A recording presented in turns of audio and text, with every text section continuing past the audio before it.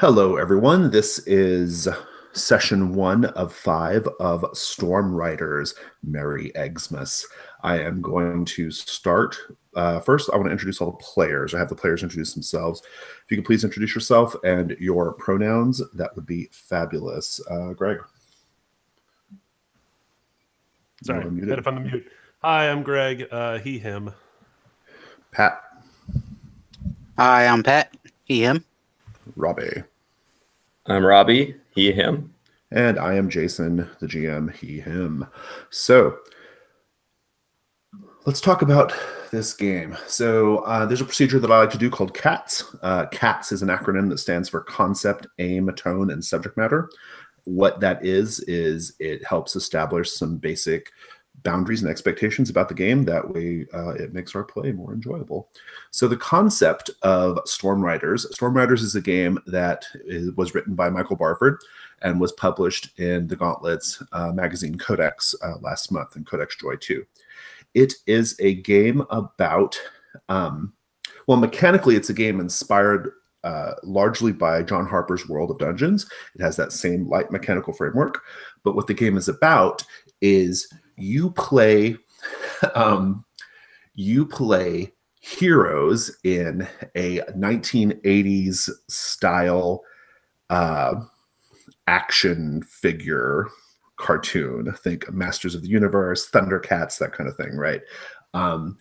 Interestingly, in this game, you play that character. You also play a member of the audience who is particularly dedicated to your character, a child at home who's watching. And the game is, I suspect, I haven't played it yet, the game bounces back and forth between telling the story of the heroes of Storm Riders, and then also kind of telling the story of the child who is the audience member who's watching the show. And the game kind of like interweaves a sort of like real world meta stuff into the actual story of the cartoon. So for example, as a hard move, I can make your action, like if you get a miss as a hard move, I can make your action successful, but like really like inappropriately gory in some way. And that causes a woman who is the head of like a censorship group to get mad and we have to describe like why the scene failed by virtue of like it being an inappropriate scene to air, right? So it's got interesting little things like that. Additionally, well, I mean, I think it's just important to know that like we bounce back and forth between those two things. I think that's the most important thing. The aim of, and I should also say Merry Xmas. The subtitle of this is Merry Xmas. Merry Xmas is a, for the TV show Storm Riders, Merry Xmas is a multi-part Christmas or holiday special for Storm Riders. So that's what that is about. The aim of today, we're going to make characters. We're going to introduce the characters. We're then just going to begin. Every session of Storm Riders has like a sort of starting procedure that you do. So we'll do that. The starting procedure involves a villainous monologue, plus we name one of the characters as the star of this episode, and they have to do a little scene for us. And then we play. I suspect we're going to get to the end of what I anticipate being something like kind of a cliffhanger that will lead into the next episode, next week's session. The tone of the game should be fairly obvious by now, but the tone of the game is lighthearted adventure, crazy gonzo action. Basically, you know, if you played with He-Man toys or She-Ra toys or Thundercats or anything like that, if you watch those cartoons as a kid, you totally know what this is supposed to go like. In terms of subject matter, the game actually has mechanically built into it the fact that you cannot do certain types of actions because they would not meet broadcast standards and practices. So overt gory violence is not allowed. You have swords, but they don't cut people ever. They can, unless it's robots, you can destroy robots all you want, but bleeding humans you may not. you you cannot we always have to show certain things like crime and drugs and things like that always have to be shown in a negative light. Like this can never be a positive solution for anything.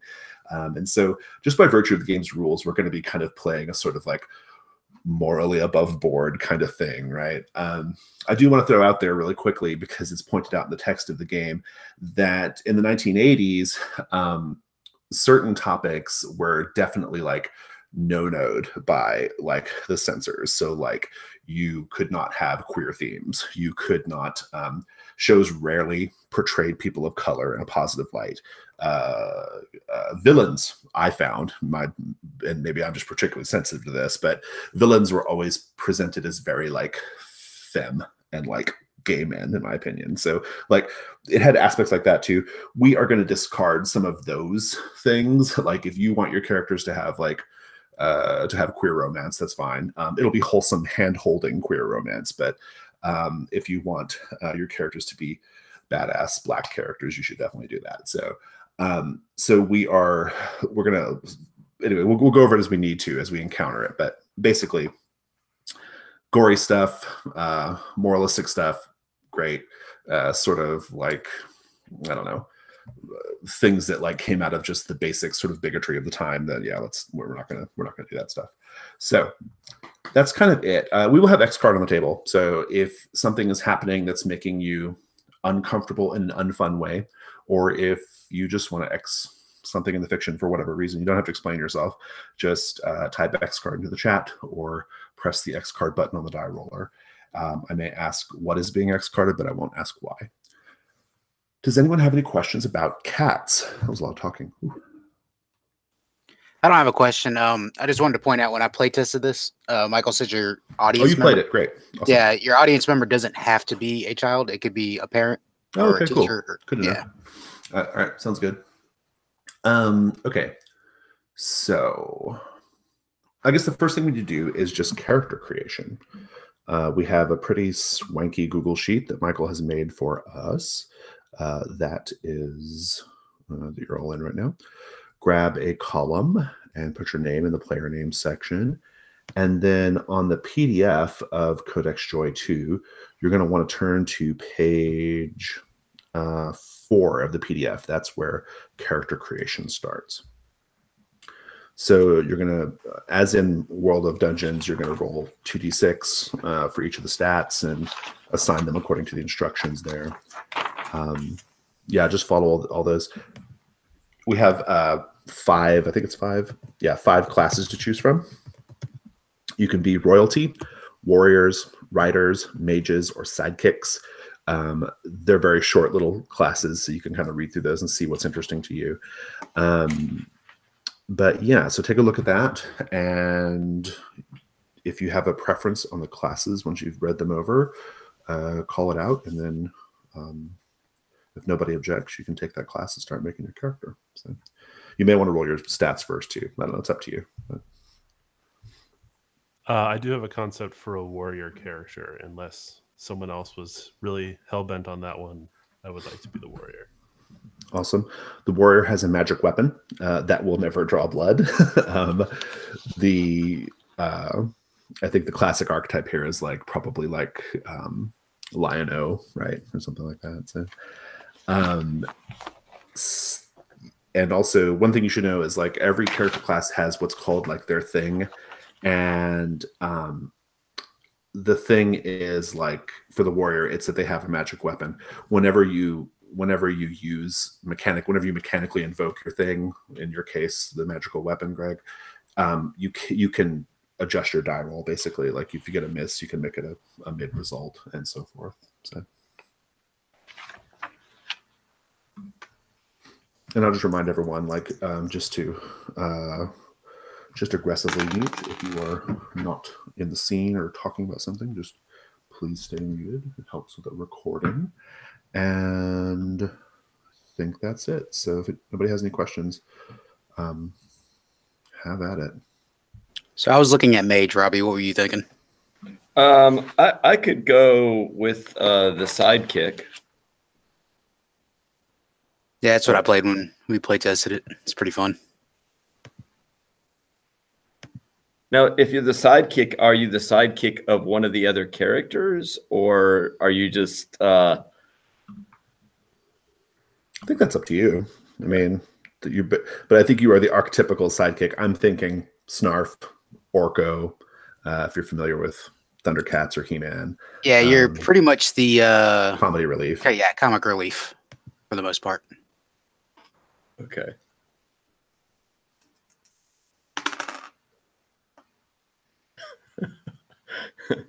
I've rolled Snake Eyes 2 times in a row right now, so sounds like a good. I mean, yeah, the sidekick's a bumbling character. I think that's okay, right? Be a bumbler, but you can't lose. Per the rules of the game, you always win at the end. So, good, ultimately, yeah, and good always triumphs, right? So, right.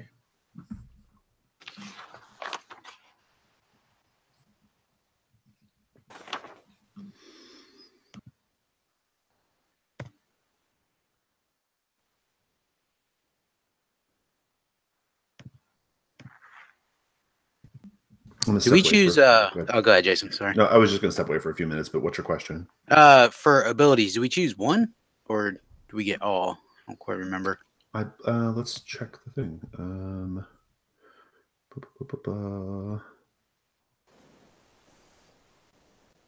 When I read it, I couldn't figure out whether you get one or all of them. Because I thought I remembered getting one in the playtest.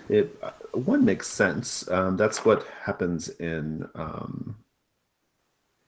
World of Dungeons, and also the advancement, you get new abilities, or you can choose other abilities. So surely you just get one. I mean, okay. Yeah, that might be something we fix when we get Joy 2 ready for drive-through. I'm gonna step away for a minute.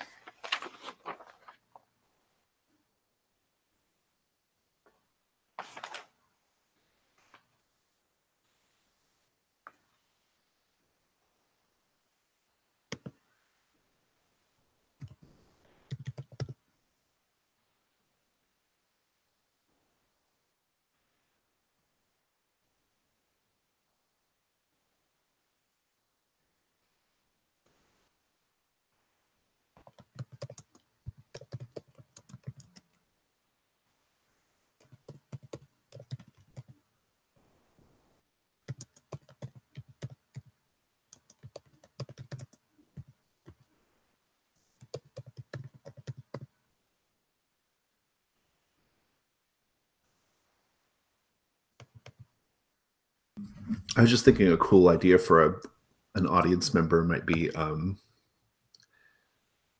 like a hipster adult who's watching the show years after the fact on video, right? Who has all the action figures lined up on his shelf. It was great in our playtest. It was me and Maria's audience member was a child struggling with her sexuality. Oh, nice. And my audience member was a mother who the character was trying to convince to buy her son a puppy. And then towards the end, it actually turned out that it was the same son. Like Maria's audience member was the son to get the puppy. And yeah, and then it was like it turned out that her flashbacks were him older watching these shows and like wondering like because like there was a lot of innuendo in the show. Michael tied in a lot of innuendo in the show, like looking between like the camera between characters' legs and stuff like that. It was pretty wild. It's great. I love it. I intend to run the GM side of this like very earnestly. Like it's going to be very much like one of these cartoons. That's my hope, anyway. So.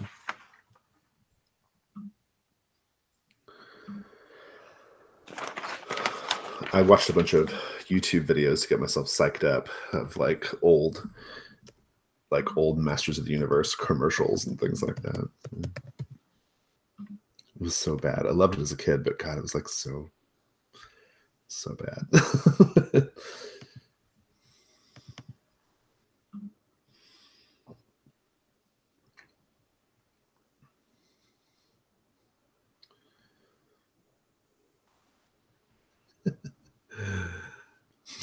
I like your character's name, Greg. Christmas Future. What does that even mean? I love it. Robot warrior sent from the future to save Christmas. Except there's no Christmas in Alternia. It's called Xmas. Alternia is the name of our world, by the way. There is no Christmas. Oh, nice.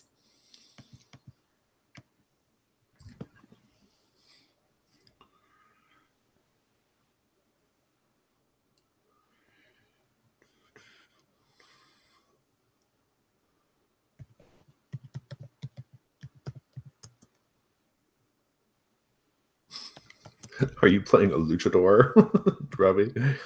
Am I playing what? Are you playing a luchador? What is a luchador? Like a Mexican wrestler? Like because I kind of have this kind of gymnast, professional wrestler, acrobat kind of idea in nice. mind. Nice.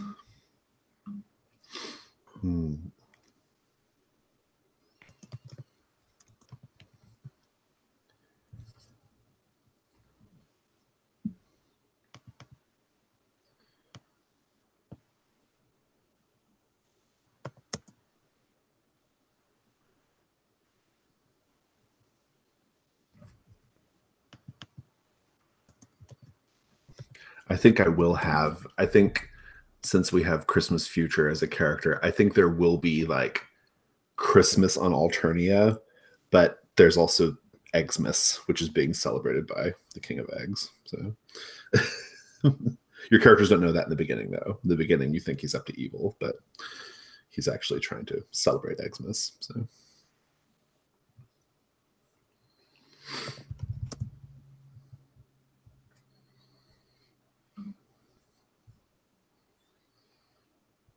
Oh, I love it. I think I've already got what the deal is. Yeah, I'm pretty happy about this because it actually makes sense.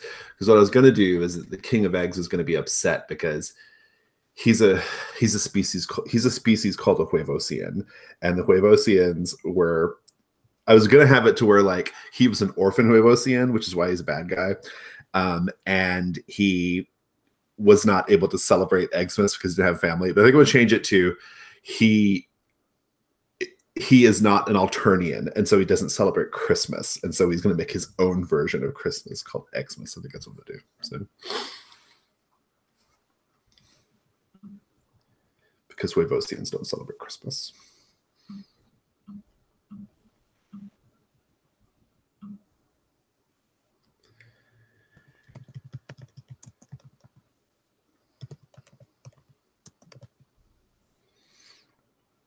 I'm seeing, looks like you guys are all about done. It's all looking pretty good.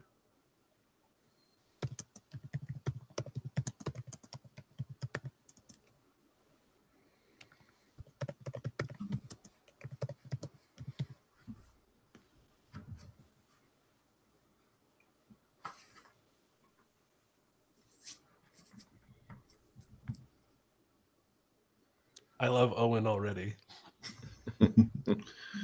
Which one's Owen? Undersized, awkward 10-year-old. Oh, yeah, that's good. I know that. I know that kid. To be considered cool enough to be accepted by older brothers' friends. I know Tristan, too. I was Tristan. Let me assure you, being smart definitely makes you an outcast.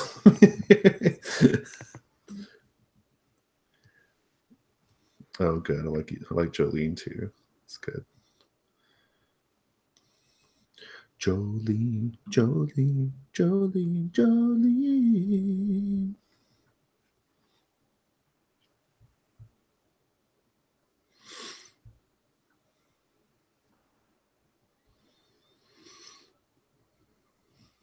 When everyone's done, just say so in the chat and we'll get going.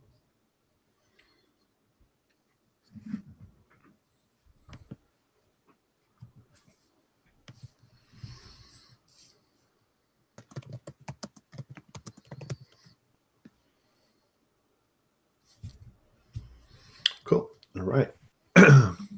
So let's go ahead and introduce our characters. Beginning with Patrick's character, Starlight. Please tell us about Starlight. Yeah, Starlight is sort of like a mystical creature that fell to the planet from the sky, and she's got like long black hair that, you know, kind of flows over her yellow robes, and a hat made of shiny garland tipped with a shiny twinkling star right at the top. And she wears like a chain, you know, not like a Cuban links or anything, but like a chain around her neck with a big Christmas ornament on the front of it, you know, like right over where her heart will be. And she's got these glowing eyes that, you know, project light forward. I love it. And what moved or what ability did you take? I took Premonition. I didn't put the text in there. Premonition is if you spend some time in quiet contemplation, you receive a vision of the future. Nice. Good. Cool. Yeah, cool. And so because of your magic focus, your ornament medallion, basically whenever you try to use, like, whenever you like invoke your ornament medallion to do magic, you can adjust the die rolls. So okay, that's awesome. Fantastic. Robbie, please tell us about El Gato Loco. So El Gato Loco, yeah, is wearing a kind of flamboyantly colored, I'm imagining yellow, bright red, also some kind of contrast with black kind of outfit. But I'm also imagining he has like some type of strange, maybe fur type substance over him. And so when he gets like really agitated or excited or afraid, he kind of puffs out with this kind of fur, right, that kind of comes out of him. And he's masked. I mean, he's kind of based loosely on some type of like professional wrestler, acrobatic type. And he, for his ability, I chose Lassie, which is once per session. When I spout a string of unintelligible noises, another player can interpret them and state a fact about the situation at hand. Or they like meowing noises. I haven't decided yet what this will be, but yeah, well. I love it. Cool. Awesome. And your thing is sticky fingers, which I can use someone else's thing. Oh, so you can you can grab the sword or the or actually not the sword, whatever the weapon of Christmas Future is, or the ornament around Starlight's neck. Okay, cool. I love it. Okay. We'll introduce the audience members in a bit, but I just want to do the characters for now. Now, I do have a question about now. Would someone else's thing, would that be strictly another player character, or does that also include NPCs if they have I a mean, thing? I'm open to NPCs. I think per the rules, it's like other player character stuff, but like I'm totally open to like if you decide that the King of Eggs' thing is like his egg weapons or something, and you want to pilfer the egg weapon, that's fine by me. So, Okay. Cool. Greg, please tell us about your warrior, Christmas Future. Christmas Future is a robot sent from the future to save Christmas. And in the grand tradition of Star Wars, actually, he is gendered he, him. It was a robot. He took the savior ability, which allows me to absorb the consequences of someone else's failed role, putting himself in danger or just arriving at just the right time. And his thing is the Christmas canon. My favorite things about this is describing the action figure of your character. So Christmas Future has like this really cheesily chromed plastic action figure that kind of the chrome kind of rubs off when the kids play with it too much and just reveals like the cheap white plastic underneath. And his figure is always packaged with this giant Christmas cannon. It's sort of like it's this big underslung thing that he has to carry around by two handles. Is it like a Glitter Boy railgun or something? Like from Riffs? Is it like that? It's big, huge ass thing. Big thing. And it shoots these alternating red and green because Christmas lasers, and the packaging actually comes with it's a little spring loaded thing with two red and green little missile projectiles. Yeah. Yes, exactly. That you lose immediately, and then the kids can't find. Nice. I love it. I love it. That's good. Yeah, I love it. What does the actual like robot look like? You said it earlier, but just say it again. Definitely humanoid. Maybe reminiscent of like whatever a fever dream chrome Santa would be like. Mm-hmm. No beard though. It definitely has a Christmas hat that's shiny and red. Nice. Yeah, good. Awesome. Let's circle back around and talk about your aims, which is like your characters in our little fiction. What you're aiming to do, because you get experience points whenever you meet the aim, and then talk about your audience member as well, and what your audience member's aim is. So, what is Starlight's aim?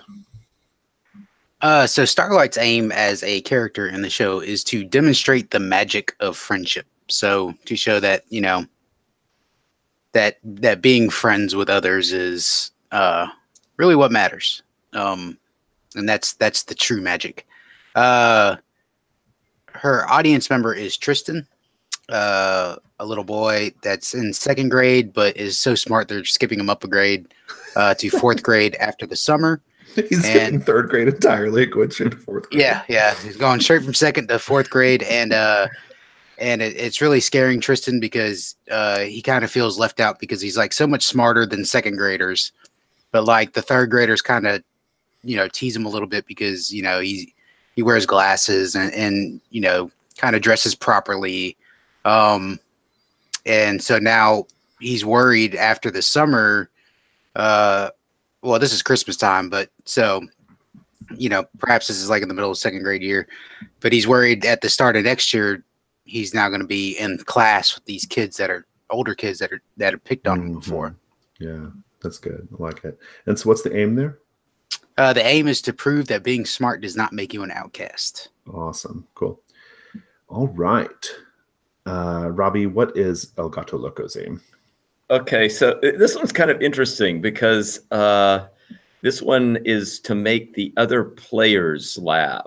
So, I mean, I think kind of interesting because it seems like the other characters, it's kind of the aims are more directed within the fictional world, whereas this one says that one is not. No, it says make the other players laugh. Yeah, and that includes me as well, by the way. So. Okay, so and then my audience member is a guy named Owen, who's this thin, awkward 10-year-old who has an older brother.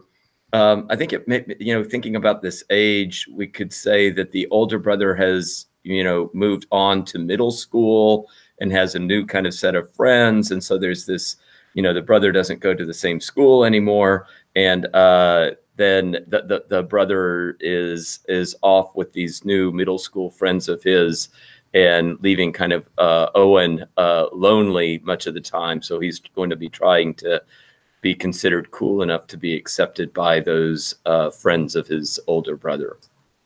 Nice. Awesome. Love it. Thank you. Greg, what is Christmas Future's aim? Christmas Future's audience member is what's your aim first? Yeah. Aim is a humble a bully. So definitely the well, now I can't remember it. Thundercats lead guy, Lion-O. Humble a bully, bring them to heel and show that you can stand up to bullies.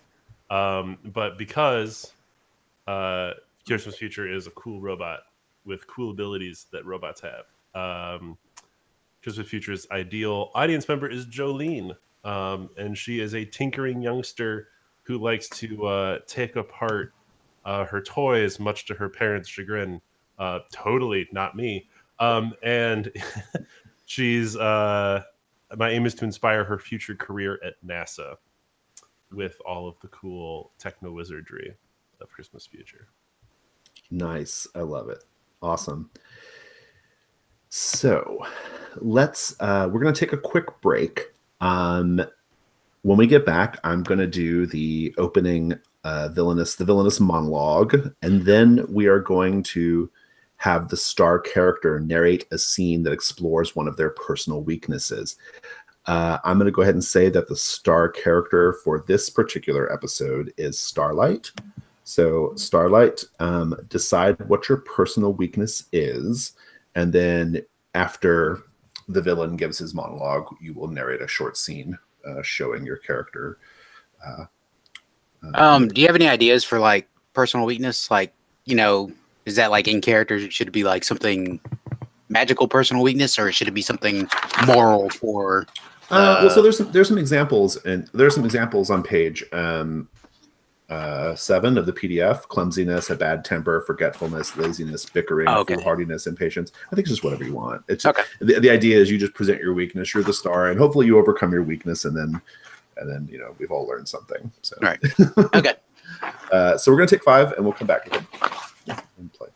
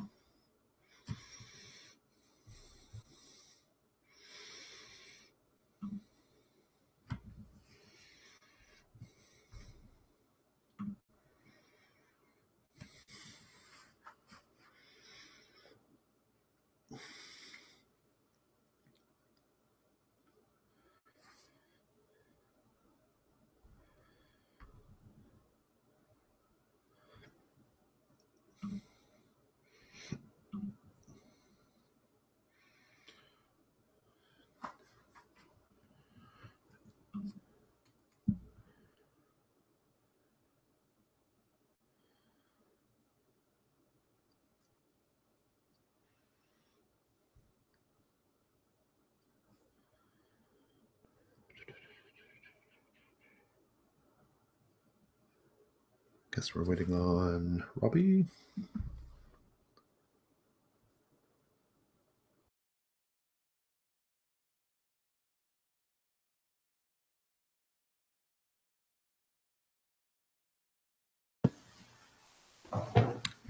All right. The opening scene of part 1 of the Merry Xmas Christmas special of Storm Riders. We see a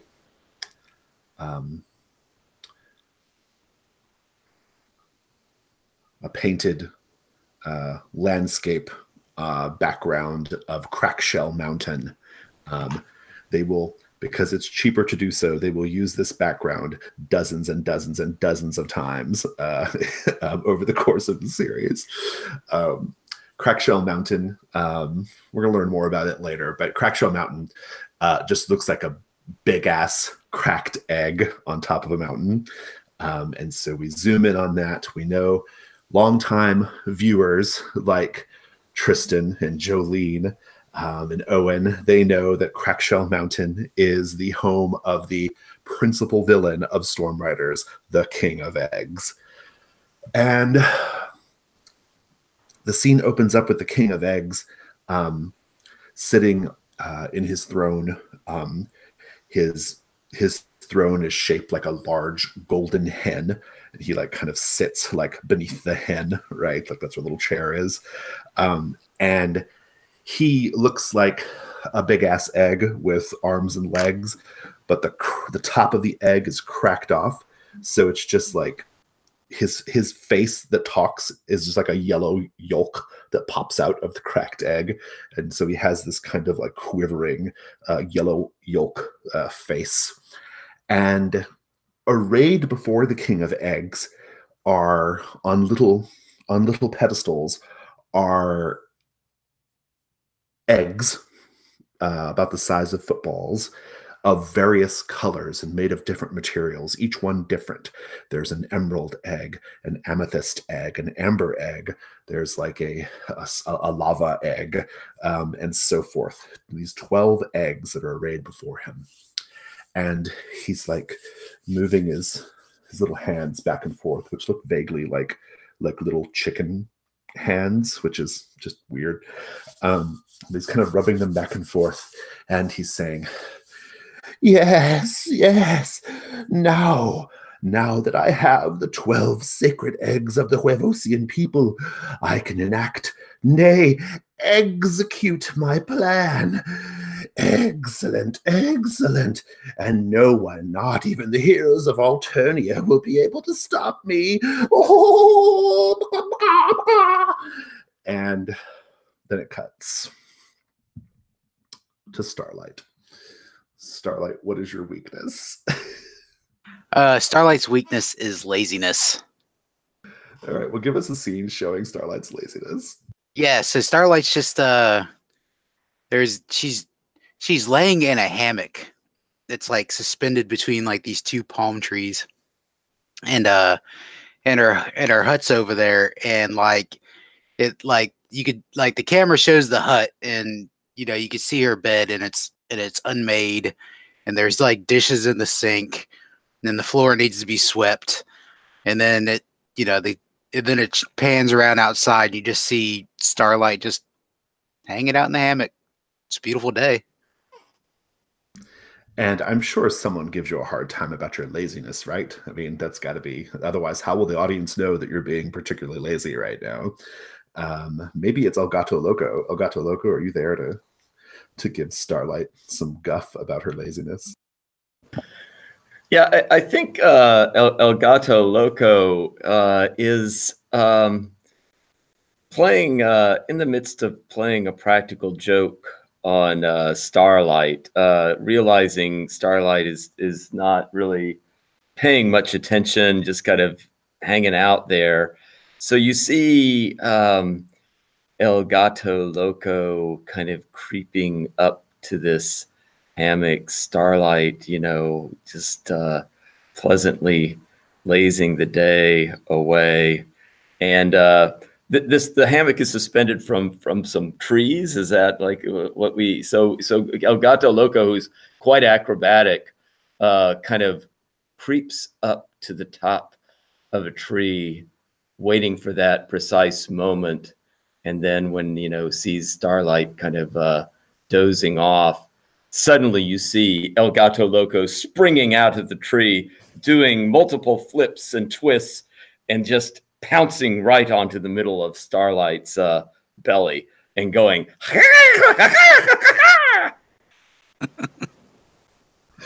Nice, good. Starlight, how do you react? I don't think Starlight can react because, like, I think the hammock folds them both up into like this burrito and just starts spinning around real fast in a circle. I love it. I love it. So I'm going to interrupt the scene briefly to explain that right now it is Christmas season in Alternia. So the Alternian people love Christmas. They celebrate Christmas. We're not going to bother ourselves too much with the real world Christian notions of Christmas. Certainly, broadcast standards and practices would not want to get wrapped up in that. It's difficult to sell toys when you start taking strong religious stances like that. Difficult to sell toys to certain kids, right? You don't want to alienate them, so they'll never go into why they celebrate Christmas. They just do. And yeah, Christmas season Alternia. For all intents and purposes, Christmas Future, you're kind of like a guest character in this like multi-part special, right? You're not a regular hero of Alternia. I just want to have the scene where you like maybe you appear in the middle of like the hammock burrito scene.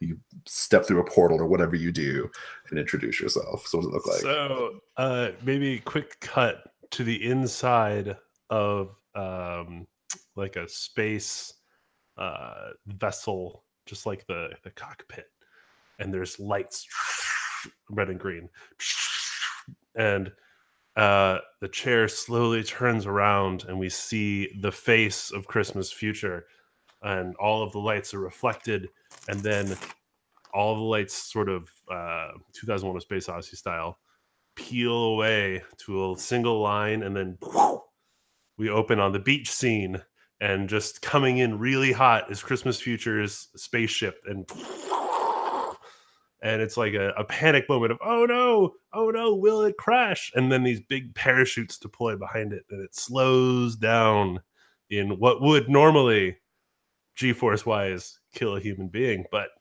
Christmas Future is a robot, and it crash lands into the sand right next to the whole hammock thing, and Christmas Future pops out, sort of spring loaded from the capsule. I would have to say Tristan loves that the parachutes came out to slow the rocket. Tristan's very impressed by that. Jolene is similarly inspired for future rocket projects in her backyard. Rocket. Let's just have that scene for a minute, then I'm going to interrupt with an NPC. But... Yeah, I mean, I just imagine that the burrito starts to come unfolded, and you see El Gato Loco staring out with big eyes at what has just landed. I like to think that like it's spinning so fast that it like the centrifugal force like ejects us both out of the hammock. And you're acrobatic and you land on your feet, but I just like go tumbling. Starlight just like tumbles on the ground. Nice. Gato Loco, what are you thinking? What in the world is that thing? Did you see that thing? No, all I saw was you almost landing on. What is that? Alternians, I am Christmas Future. I have been sent from the future. Christmas is in peril. Welcome to the present, Future. Gato, you know this robot? I have no idea who Christmas future is, and exactly why is Christmas in peril? Everything looks fine here. In the distant future of Alterna, the year 2020, there is no more Christmas. No Christmas. I am here. I have been sent back to save Christmas, and I need your help. Save Christmas, you say? And that's when the king of Alternia and his cohort of palace guards arrive on the scene. The king of Alternia is kind of a short man, little gray beard, crown on his head. And he's got these big Alternian stormtrooper guards like flanking him. He says, well, we've received reports that the King of Eggs has been up to something. My spies have not yet been able to determine what exactly, but perhaps he is starting to rebuild his Death's Egg armada, or perhaps he is trying to do phase 2 of his Egg Star laser, which the heroes of Alternia were able to delay some time ago. Whatever it is, well, perhaps it is even worse than all that. Perhaps he's not trying to destroy the world. Perhaps he's trying to destroy Christmas. Destroy Christmas. You've been sent here, Christmas Future, to help us. Yes, I can see it. The three of you should go to Crackshell Mountain right away to determine what sort of diabolical scheme the King of Eggs is cooking up. Oh, why the rush? I mean, doesn't the King of Eggs celebrate Christmas? I mean, the King of Eggs can wait till after Christmas for his The King diabolical... of Eggs does not celebrate Christmas. Wavosians pointedly do not celebrate Christmas. Of all my people, only the Wavosians have refused. Well, they should, because it's a wonderful time to take vacation. Please, everybody come inside and let's sit down and have a discussion about this. There's nothing to discuss, Starlight. It's time that you stop being such a lazabout and do as your king commands you. Go to Crackshell Mountain. Starlight, it is not time for talk. This is time for action. I'm gonna let him know who he is messing with. We will go, King. We will break some eggs for you. I agree with the cat wrestler. Let me go get to my ornament. She walks into the house and just starts like throwing trash out of the way, trying to find her ornament that's like buried under something. And I think, like, the King of Alternia is right behind you. How can you find anything in all this mess, Starlight? My goodness. Didn't I issue a royal decree that you were to clean your room every Wednesday? I was going to, but it was so nice outside. But I know where everything is because I put it there. I'll find it. I put it right. King Alternia turns to the camera. You should always clean your room. Found it. Holds up the ornament, puts it on. Okay. Let's go visit the Egg King. Nice. We could just cut that scene. Have a quick, like, the little scene transition, like a spinning star thing. Except it's like red and green now. So, you're there at Crackshell Mountain. Now, Crackshell Mountain that's a deluxe playset in the toy line. All of your audience members want Crackshell Mountain for Christmas. I want to paint the scene. I want each of you to tell me what makes the Crackshell Mountain playset toy so desirable by your audience member. Whoever wants to go first. Keeping in line with Teenage Mutant Ninja Turtles toys of the time period, Crackshell Mountain comes with this absolutely disgusting, gooey, yellow yolk substance. Oh, the yolk slime, yes. Yeah, the yolk slime that like can be stored in these little vats that are like around the the middle part of the mountain, and then just kind of ooze down in an egg avalanche. Oh, you pump it and it like comes out the top. Yeah. Yes, and the kids want it, and it stains carpets, and for years it never comes out. Nice, I love it.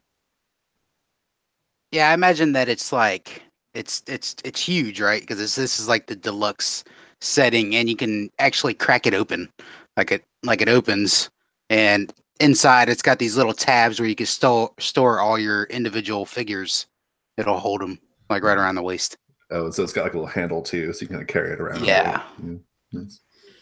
Yeah, and I imagine it also has like kind of removable like eggshell pieces that are kind of like Legos, that they have a way that you can like use parts of the mountain and kind of undo them and kind of like build like little structures and stuff like that out of these like strange eggshell things.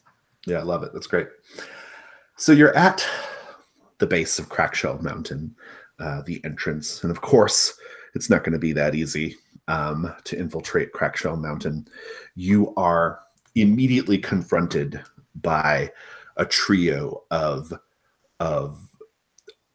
egg-shaped robots called rovoids.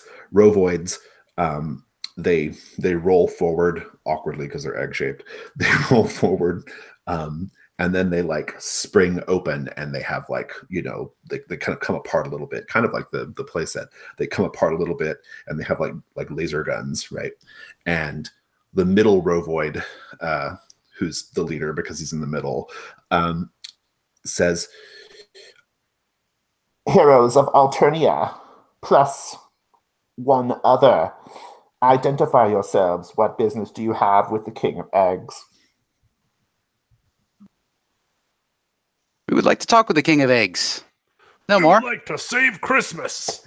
The King of Eggs is currently engaged in a very, very important matter. He is attempting to complete something of grand and terrible importance. I'm afraid you cannot speak to him. Does he want to destroy Christmas? Destroy. Destroy. Yes, destroy. We shall destroy you. and they like begin whirring up their guns, their lasers. I'm just gonna go around the table and find out what everyone's doing. El Gato Loco, what are you gonna do?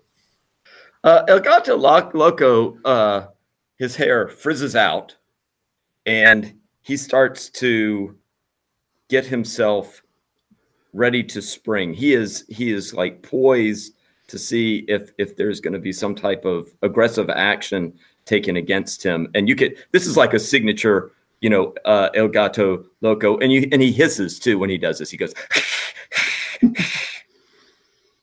Nice. And what about you, Starlight? These rovoids, are they like our size? Yeah, roughly. Yeah. Okay. Yeah, she's just gonna like try to like jump on one and like cover its eyes so I can't see where it's going. Nice, good. What about you, Christmas Future? Obviously, they just confessed to trying to destroy Christmas. So some eggnog pun. Or I'm gonna crack you on your egg noggin, right? Oh yes. Ooh yeah. I'm gonna get you right in your egg noggin and pull out the big old Christmas cannon. But non-alcoholic egg noggin, I should add. Yes. Kid safe eggnog. Probably branded, probably a commercial. Nice, good. So one of the rovoids immediately begins blasting his laser gun at you, El Gato Loco. These bright yolk colored yellow lasers flying straight at you. What do you do? El Gato Loco is very, very nimble on his feet, and so he has the kind of cat jump thing going on, and he's going to try to like jump, avoiding these projectiles, and finally pounce onto the head with his claws. You know, I guess they're not really claws; they're kind of like rubberized things, but at the face of the of the rovoid. Nice. Give me a let's roll plus power. So you're going to roll 2d6 and add your power score to that. I never add. I'm complete subtraction. So you're always subtraction. All right, so I rolled a 9, so that would be an 8. An 8. Awesome. Let's just read the move off since it's the first time we're doing it. When you attempt something risky, roll 2d6 and add one of your attribute scores based on the action you're taking. On a 7 and 9, it's a partial success. You do it, but there's some cost, compromise, retribution, harm, etc. You're gonna be able to like, you'll just dodge out of the way, but I think like you don't take the full yolk blast, but you get like singed, some of your hair kind of burns comically, in the cartoon, right? But you do manage to jump on top of the rovoid, and you're going to take 1 hot point of damage. So you have hot points, so take a hot point. Okay. But you are on top of that rovoid. And I like your maneuver here, Starlight. You were going to try to like cover the rovoid's eyes. Go ahead and roll plus power. All right. Could be mine too, because you're being clever, but no, we'll go with power for now. It's 8, 9, I think. Yeah, 9. Nice. You are going to be able to do that, but I think as you, I think you're going to be able to do that, but as you do so, I think your Christmas ornament slips off and falls down. No. You can just describe it if you want. Yeah, I think I like leap up and trying to be like El Gato, so I do a flip, but I can't keep my ornament on when I do the slow flip because I can't flip as fast as El Gato. Right. And the ornament like ding ding ding clinks on front of the ground, but like I'm on top of this rovoid now, being pulled away. And Christmas Future, you're going to fire off your cannon, right? So this is your thing. So you can't actually. So you get a bonus on your roll. But go ahead and just roll. Go ahead and roll power for me. That is a 9. Okay. And do you want to? Because I think you actually have to like invoke your thing, and you can only do that X number of times. I think. Well, and that would raise it to a full hit.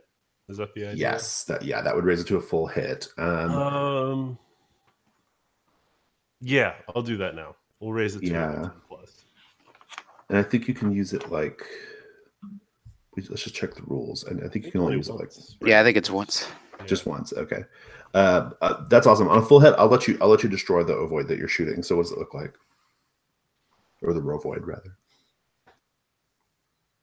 You're muted. Yeah, so it's a series of yellow, red, and green lasers going back and forth. This is the 80s. Anime is not like a big thing, but I sort of see like that slash in the middle of the screen with the ovoid and Christmas Future shooting at each other. And yeah, this like the egg plates fall off. And we don't actually see it like die or anything. It just sort of like turns into a puddle, and there's like just a fried egg in the middle of the robotic fried egg. yeah, just a robotic fried egg in the middle. It's like sizzling parts and stuff, but there's also like egg yolk. And I will have to say, I will have to say, in the 80s, Voltron did have a lot of split screen, so you're still yes, good. Yes, true. Okay, so Elgato Loco, you're on top of your rovoid, ready for wrestling Cat Fury. What do you do? So I'm on the top of this, and I think, and these things have a kind of identifiable head area. Yeah, they look a little bit like those. Remember in Phantom Menace, those little robots that kind of rolled and then popped out? They're kind of like that, like they're kind of except egg shaped. Yeah, because I was going to say, if like I'm on his head, I'm going to be looking for something to unscrew up there, right? Okay, nice. Some part like that I can like, and like if I could get part of his head or a good piece, like maybe where his computer brain is or something like that, to kind of dismantle that. Yeah, give me a mind roll, and if you can do that, I'll let you do that. I rolled an 11, which goes down to 10. Nice. I will let you disable the robot. Describe what it looks like.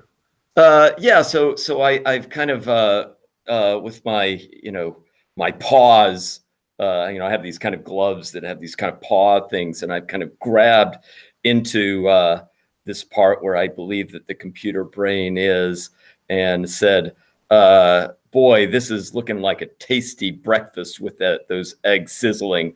And let's do some blending now. And I kind of quickly blend up that little piece that I have. Nice, good. And I imagine, right, that this piece kind of comes off, and as soon as it comes off, like the rovoid just stops moving. And perhaps I was like so animated by it that it like spins me off of the right, because it abruptly stops, and I'm like now kind of launched off of the rovoid, but I land on my feet. Of course. Starlight, your rovoid, who you're holding his eyes and kind of riding him, I guess, sort of. He's like, unhand me, or you're going to get your bacon fried.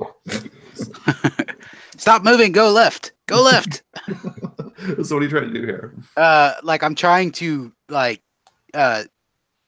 steer it towards Christmas Future, so Christmas Future can like help me.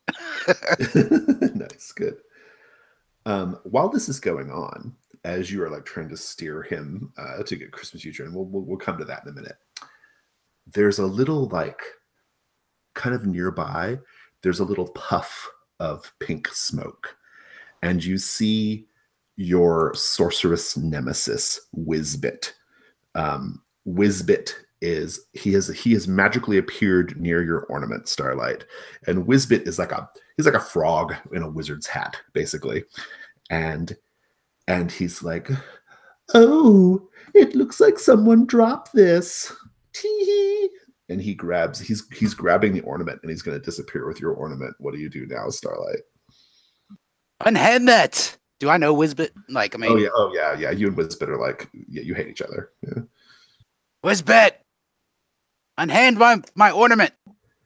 Like, oh, didn't anyone tell you that if you can't keep track of your things, maybe you don't deserve to have them? And he looks at the camera. If you can't keep track of your things, maybe you don't deserve to have them.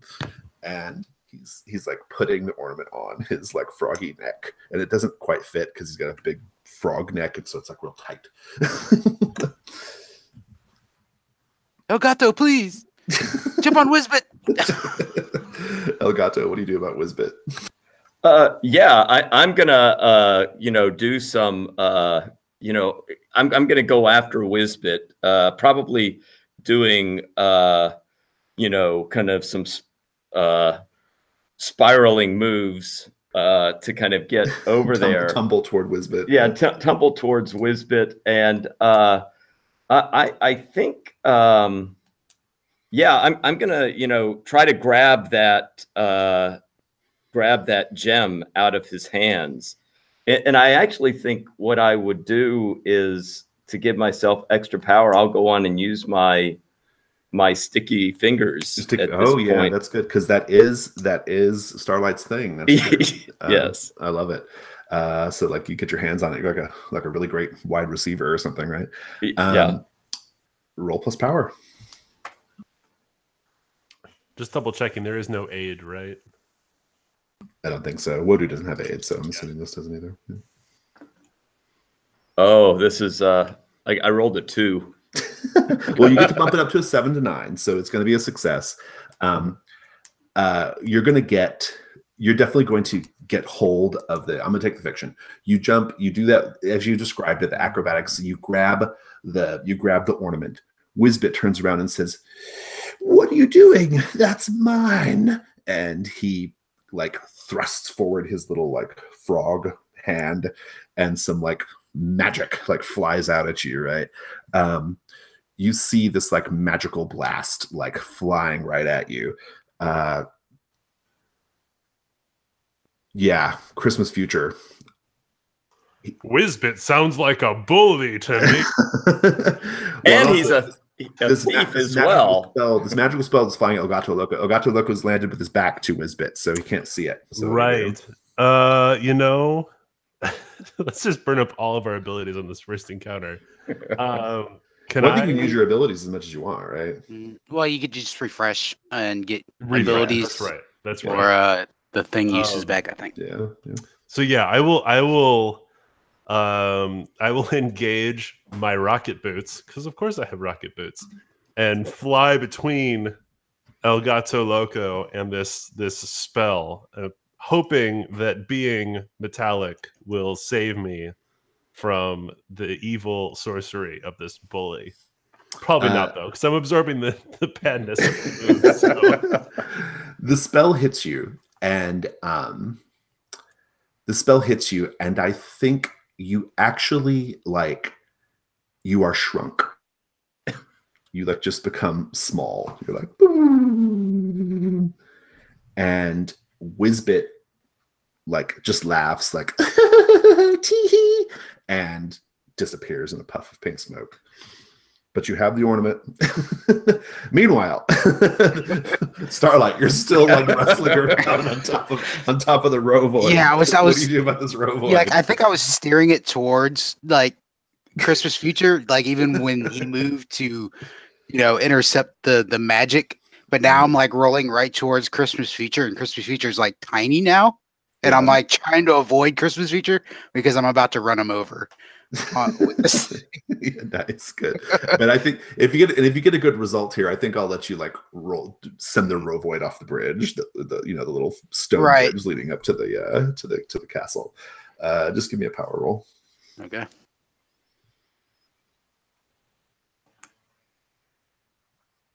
It's a 6. That's a 6. I'm going to let you succeed. We're going to cut to a commercial. We're going to cut to a commercial break. So we see you. What it is you're steering rovoid, and it's like, and you're getting right up to the edge, and, like, it's like, dun dun dun, is rovoid and Starlight going to go over the edge, and it cuts to commercial break. Your prompt for your commercial break. Please give us a commercial about sugary marshmallow-based cereal, please. Introducing brand new on the shelves this Christmas season, green and red rovoids. And it shows, like, a bunch of little, like, animated rovoids, like, jumping around this box. Nice tie-in, yeah. That's good. And yes, green and red marshmallows and a tasty breakfast cereal that is wholesome and whole grain with only 25 grams of sugar per spoonful. And I think at the end, there's a kid in a kitchen takes a bite. Wow, Mom, that's excellent. I was like, oh, you got it. I was going to say the king of eggs appears and goes, that's excellent. You don't need eggs when you have rovoids. Rovoids. Good. Eat more rovoids. I love it. All right. I'm also imagining it has like something so that when you pour your milk in it, it turns this bright yellow color, right? So it looks like it's like yolky yellow milk. Yeah. That's so good. So good. Okay. Well, then in that case, you succeed, Starlight. Go ahead and just describe how you send the rovoid careening off the edge. Yeah, so I'm, like, steering it, and like, I reach back, and Elgato grabs my hand, and then, like, it's pulling both of us towards this cliff. And then, like, I imagine Christmas Future, like, because Christmas Future is real small now, like, uses both hands to grab Elgato's other hand, and we're all being pulled, but there's just enough weight to hold me on at the end as the rovoid goes careening. Nice. Christmas Future, even small, Christmas Future is a strong, powerful robot. You may have decreased my size, but you have not decreased my mass. Or my love of Christmas. And I run over and I get my ornament back. I'm like, thanks, guys. That's good. Oh, that commercial was so good. Okay. Okay, so the scene is good.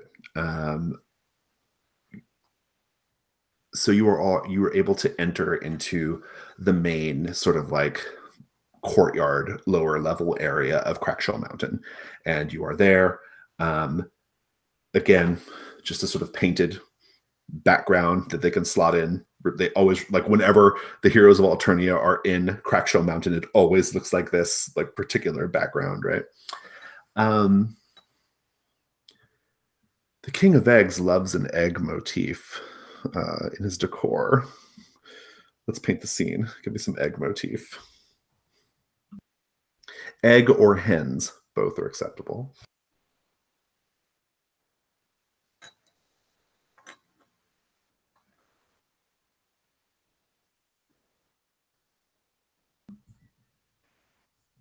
Go ahead, Robbie. Do you have something? Yeah. I think you get inside, and the lighting of Eggshell Mountain are these, you know, they're not really. I mean, they're kind of like these ceiling lights, but they're like half cracked eggs, kind of facing downwards with like these jagged surfaces.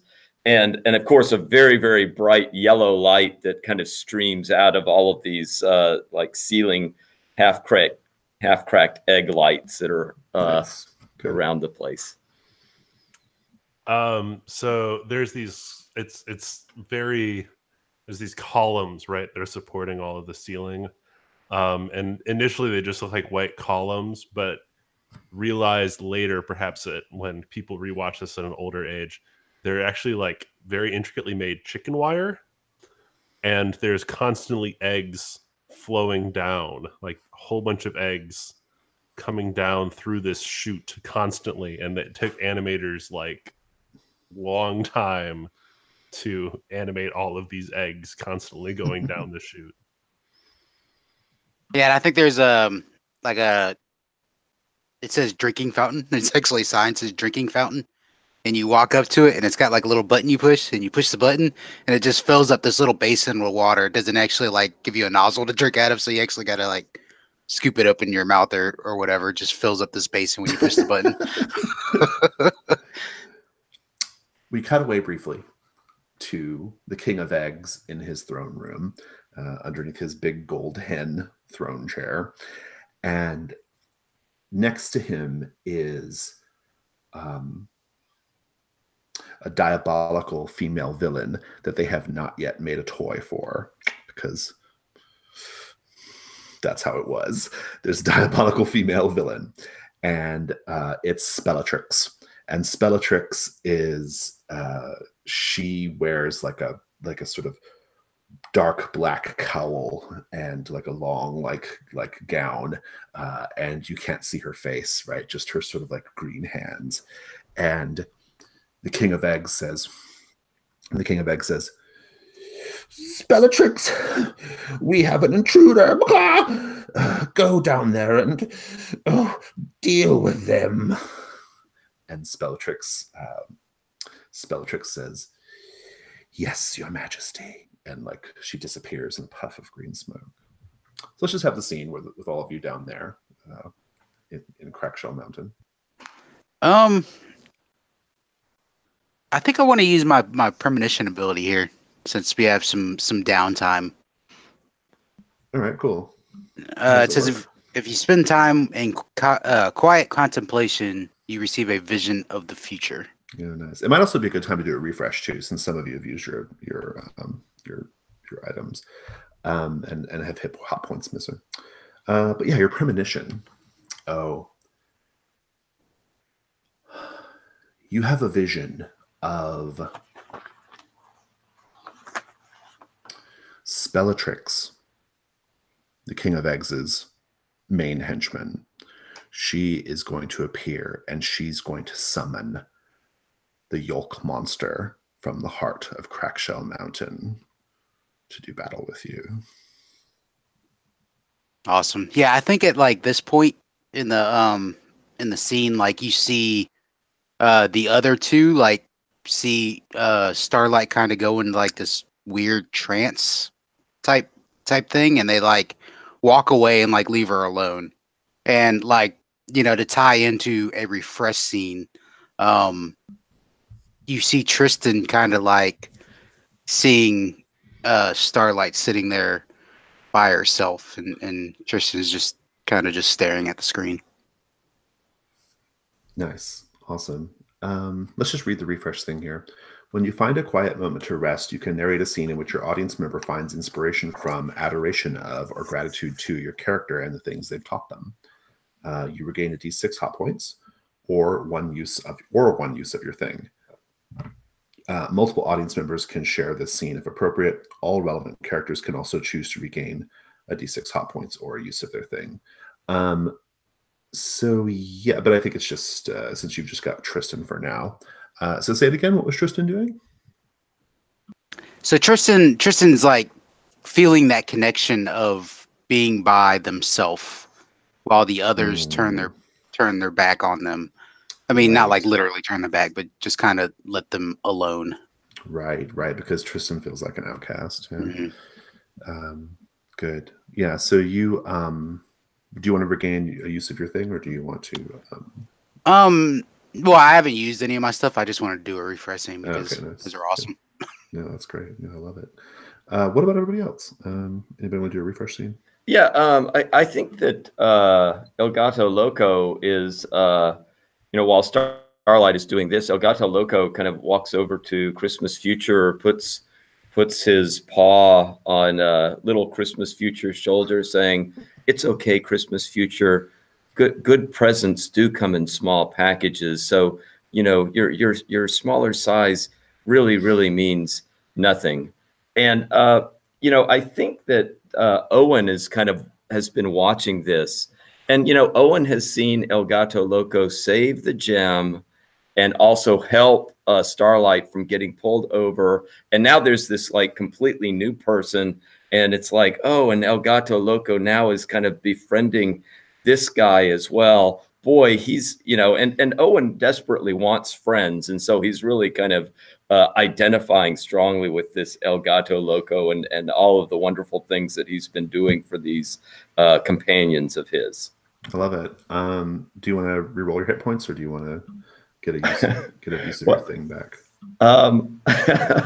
I only have 2 hot points, and so I wouldn't even have to roll to get the one that I have. So. I mean, I can't. Well, my read of it, if it's like Wodu, you roll a d6 and just get the new number, right? But I'm not 100% sure. Let's look. I think you can get a higher number in this. Yeah. I think if it's based off World of Dungeons, you would just roll the d6 and you get the new number, whatever it is. And I would temporarily get a boost then above the one that I have. No, it would just be your new max would be whatever that number is, okay. and you'd be full. And I think that's probably what I should do then. I'll go on and one roll. Hot point is not great. Yeah. All right, so I rolled a 3, so I'm up to 4 now. Yeah. No, it would just be 3. Like you just. Oh, I'm sorry. Okay, so I'm set at 3. Yeah, then. so you have 3 of 3. Okay. What about you, Christmas Future?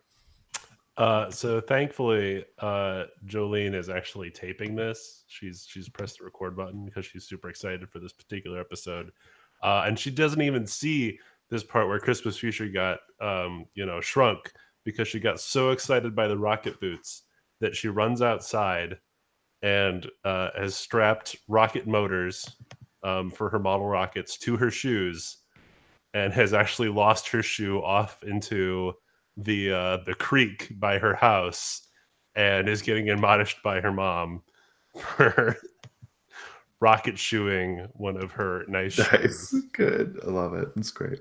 Which do you want to do for your refresh? I just need to refresh my thing. Cool. So that's all great. The 3 of you are there in Crackshell Mountain, and you hear the space suddenly gets dark. Like the ambient light just disappears, and all we see is just the yellow yolk lights, like kind of focusing on you conveniently, like spotlights. Each of you spotlighted, right? And you hear this dark, sinister voice, this dark, sinister woman's voice. Heroes of Alternia, His Majesty the King of Eggs is preparing something truly spectacular, something that not even you will be able to stop. Do you have any last words before I finish you? Starlight wakes up out of her trance at this time. It's like, what time is it?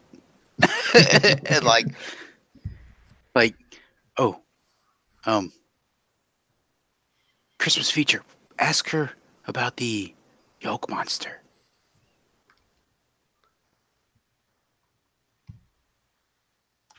Ask her about the what? The yolk monster. Yolk.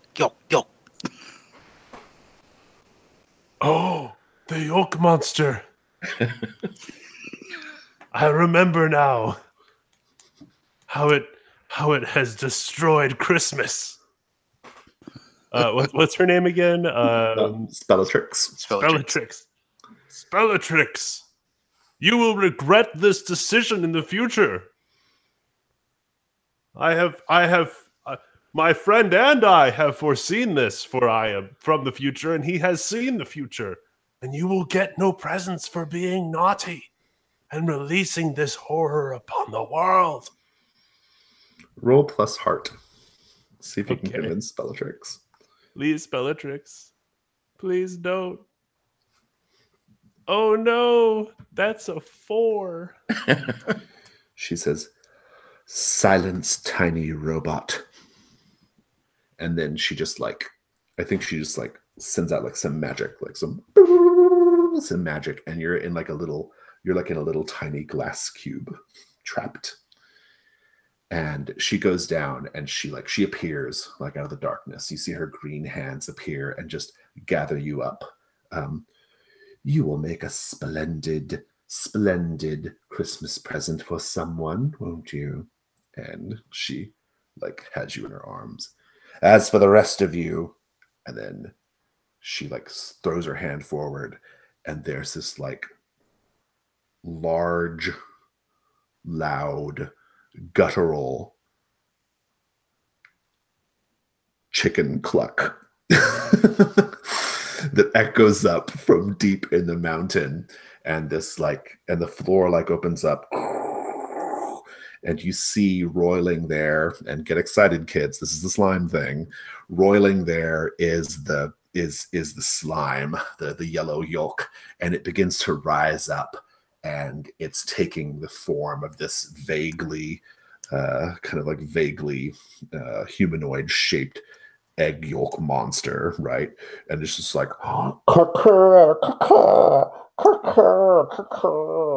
right. And yeah. Starlight, what do you do? Oh my god, that is a lot of eggs. I'll show you real magic. And she holds the Christmas medallion. one high, Yeah, up high. And it starts to like glow, and it shoots a beam of bright white light out of it towards the yolk monster. Nice. Roll with mind.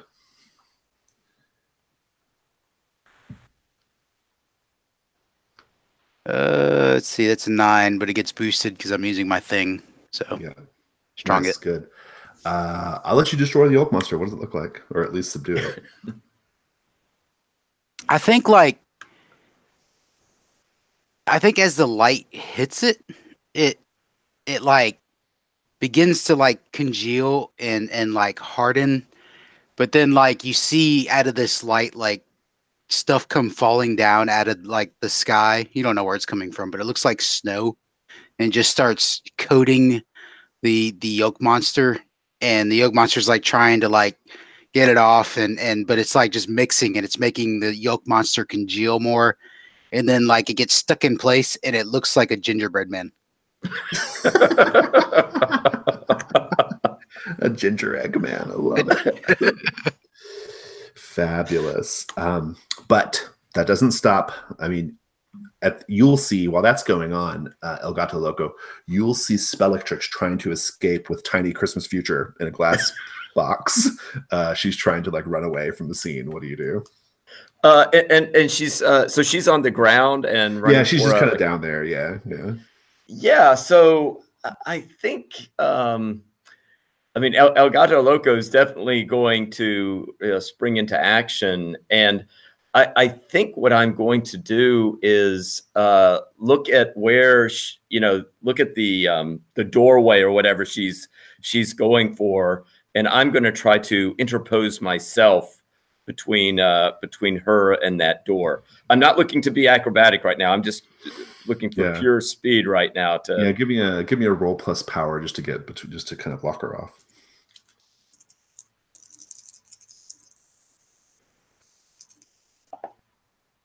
So I got a 5. You get there, and she just says, she sees you, and she's like, "Out of my way, furball!" And she just like sends a blast of magic right at you. You get blasted and sizzled, and you kind of fall to the side.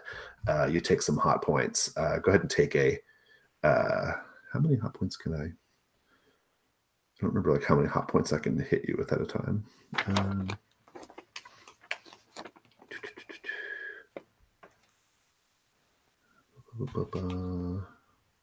Well, in any case, we'll just say 2 hot points. You get blasted, and you kind of like fall to the side, and she gets into the corridor, and the door shuts, and she escapes. So, Christmas future. Bellatrix is walking down the corridor with you in her little glass box, and she says, "You are from the future, you say?" That is correct. I am from the future. "And why have you come here, little robot?" I have come here to save Christmas and stop you. "Are all robots small in the future? Is everyone tiny in the future?" Well, there's been some setbacks. What kind of setbacks? What was the frog person's name again? Wisbit. I was turned small by a frog named Wisbit. He is not part of the grim future that I come from. Wisbit, yes, Wisbit is one of my nemeses. Starlight, Wisbit, and I have something of a 3-way sorceress rivalry going on. Oh, what I would love to do to get my hands around his froggy throat. Well, I may be upset with what Wisbit has done, but I don't think he needs to be hurt for it. Perhaps not, perhaps not. Maybe we could play a trick on him.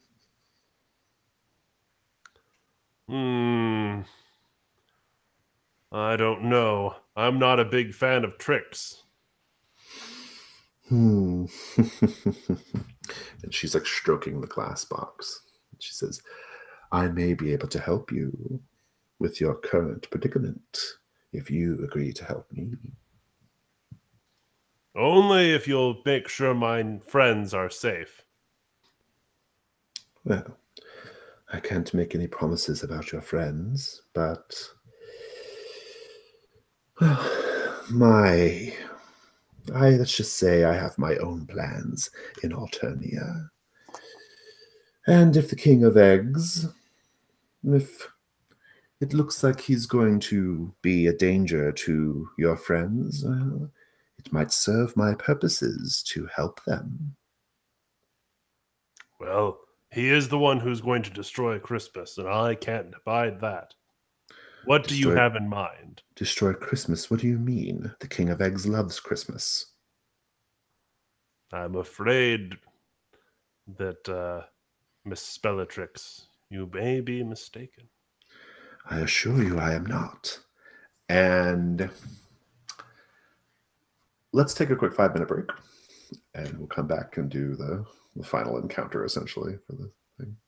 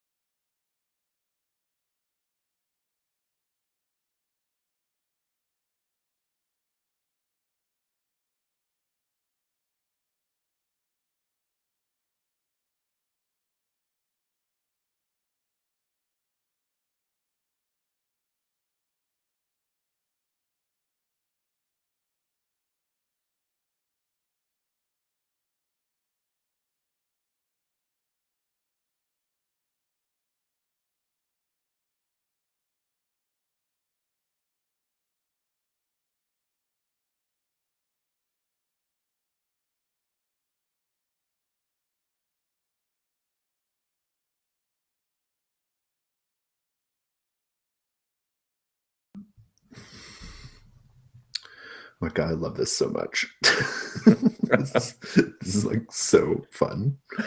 I'm very here for it. So we have a little interlude scene. In classic cartoon fashion, you are going to be taken to the throne room, Christmas future, and stand there with the villains imprisoned in your little glass cube when the other two characters arrive in the throne room.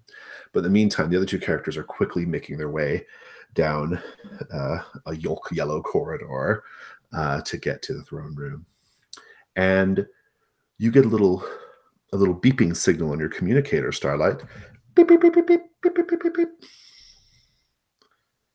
Hold on. Hello? I say, Starlight, this is the King of Alternia. I just wanted to let you know that I saw you defeat that terrible yolk monster. And, well, I'm very proud of you. I'm proud of your initiative. I'm proud of your quick thinking and action. Don't you see, it pays to be action-oriented, to slough off your laziness, and to do what needs to be done. Yes, I agree, but we are not done yet. There's more work to do. That's the spirit. More work to do. Keep that up, Starlight. Splendid, splendid. Very well then. I'm going to go now. We will save Christmas, we promise. And there's a whole like moment where like he clearly doesn't know how to operate the communicator. It's kind of like talking to your mom on FaceTime, and she's like, he's like moving the thing around, and you hear someone over his shoulder say, "Let me take care of that for you, Your Majesty." And then there's a bloop. Elgato, quit lollygagging. Let's go. You said it, Starlight. Let us away.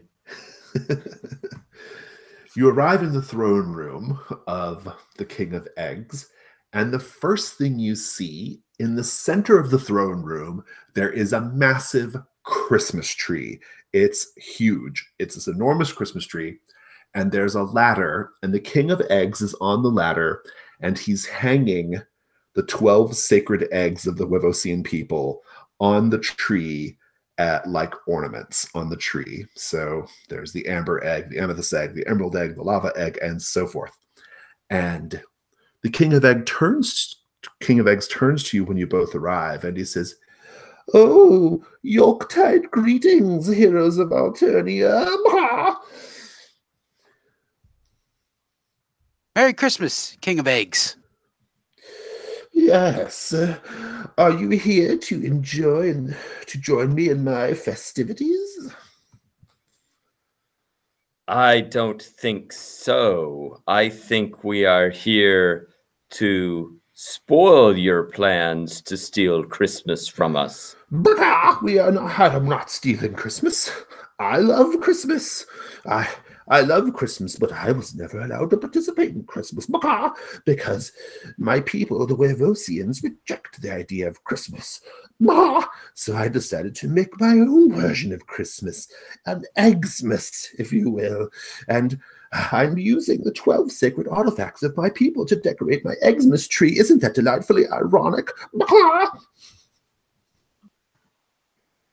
But I think you're missing out on the meaning of Christmas. Christmas is about friends.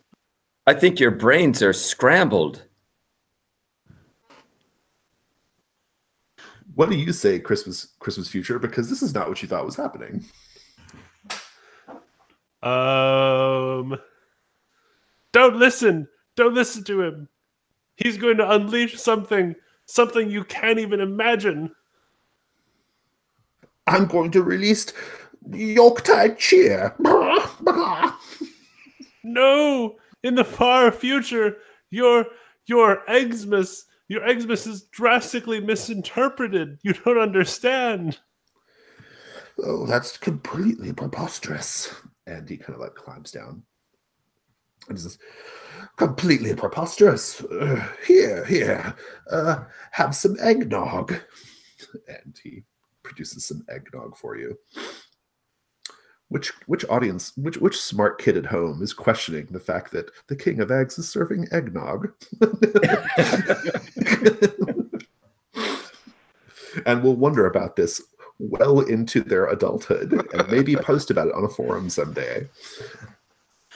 Probably all of them.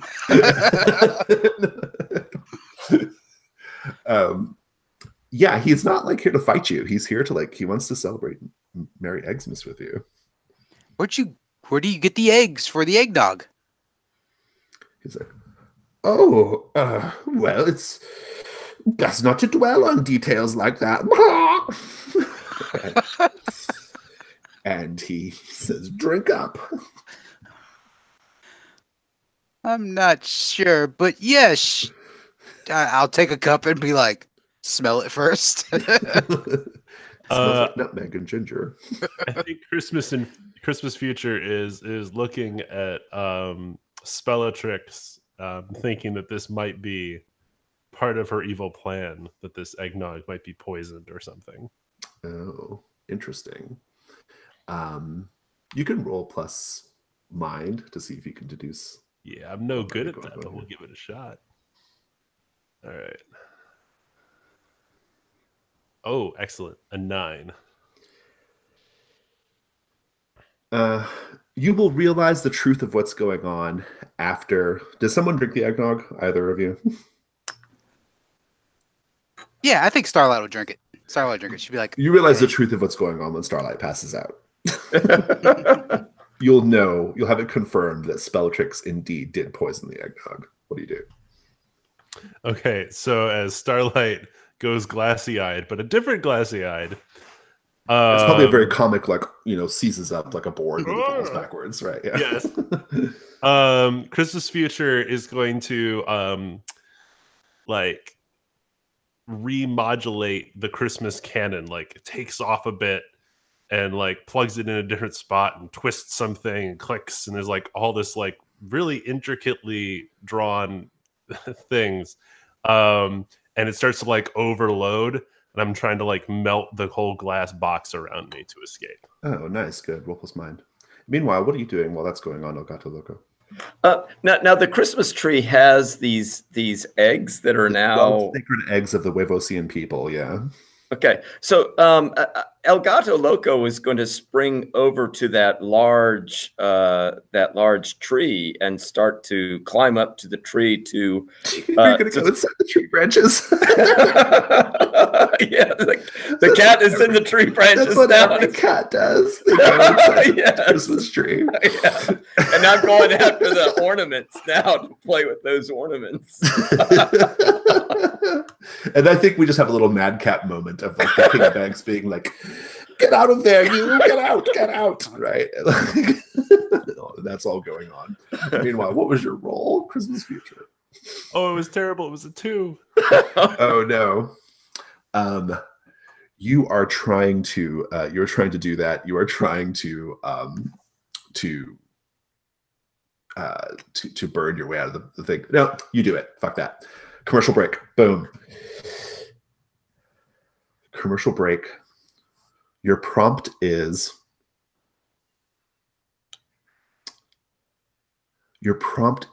a buddy doll toy for sensitive little boys. Oh boy.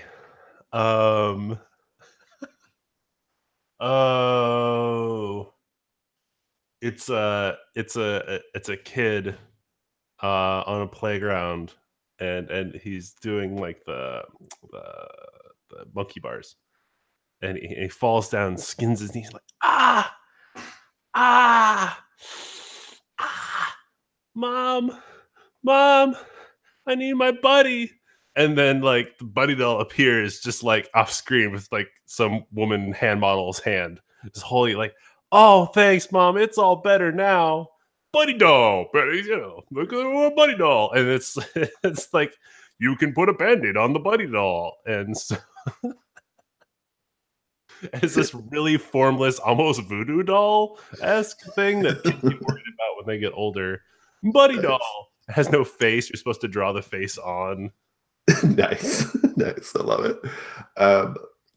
Cut back to the show. You managed to describe successfully escaping the box here.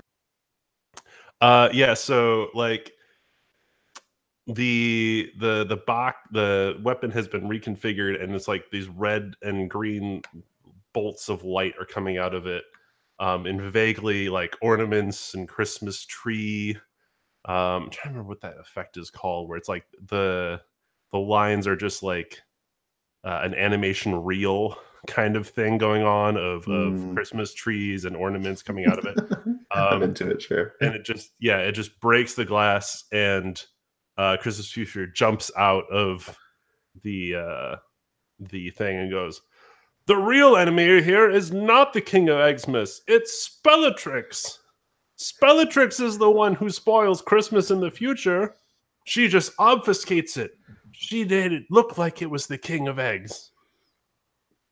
And Bellatrix says, "Yes, I do want to ruin Xmas because I think it's completely ridiculous and sentimental. Where is the King of Eggs that I fell in love with? Where is the tyrant who stood astride the Death's Egg Armada and very nearly ended the reign of the King of Alternia?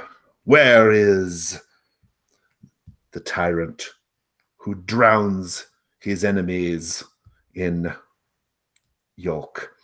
Where?" And she goes on some length.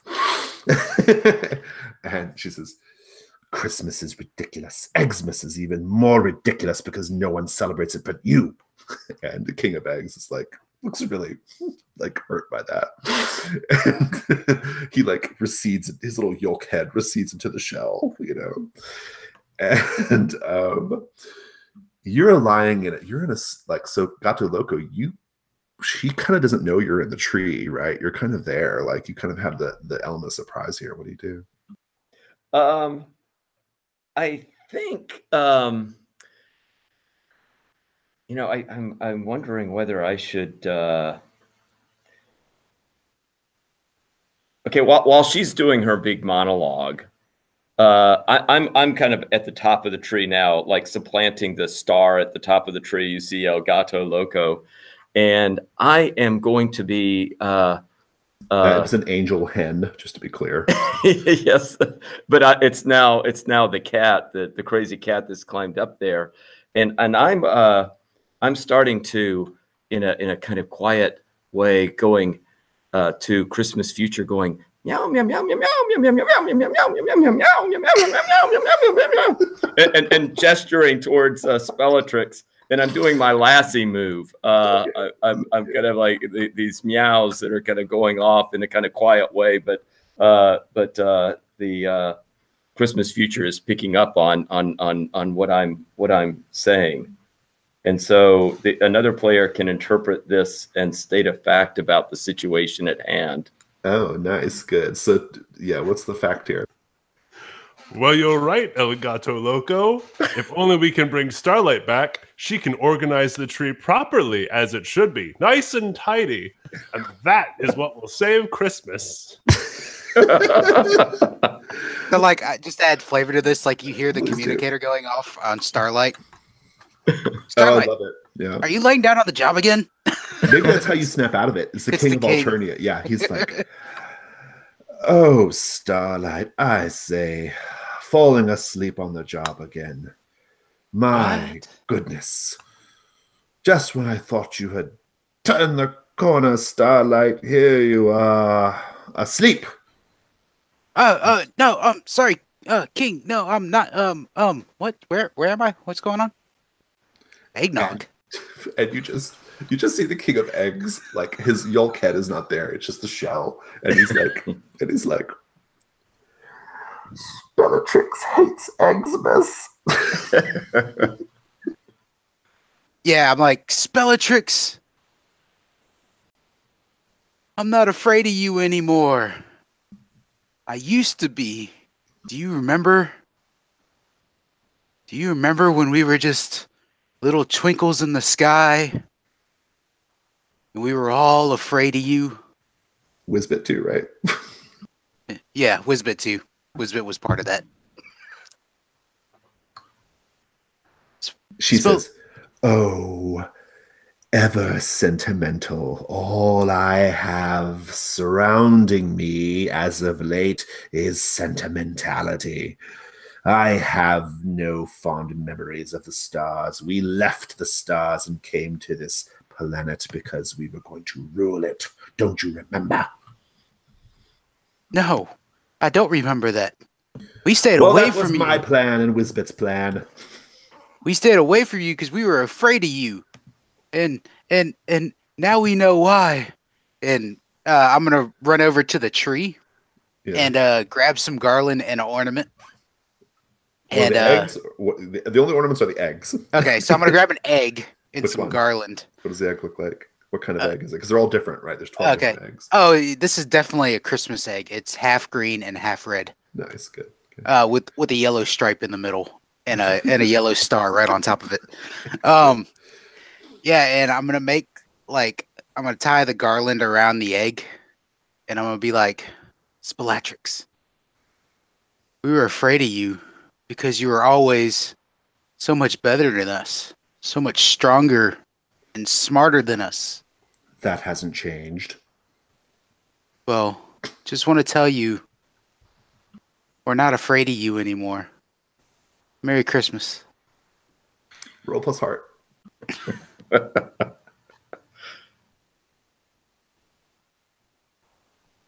Oh yeah, that's an 11.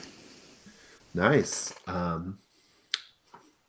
She reaches out her trembling hands and she takes the egg and she's holding it and she says, yes, I realize now that I'm just dealing with issues of anger management and insecurity. I do love Christmas. And she's like pawing at the Christmas egg. Yeah, well, like I tied a garland around it, so it looked just like my medallion. So I reach over and I throw the garland overhead. Good. That's good. And the yolk head of the king of eggs like pops up back up out of the shell, and he says, "So you do want to celebrate Xmas with me, Bellatrix?"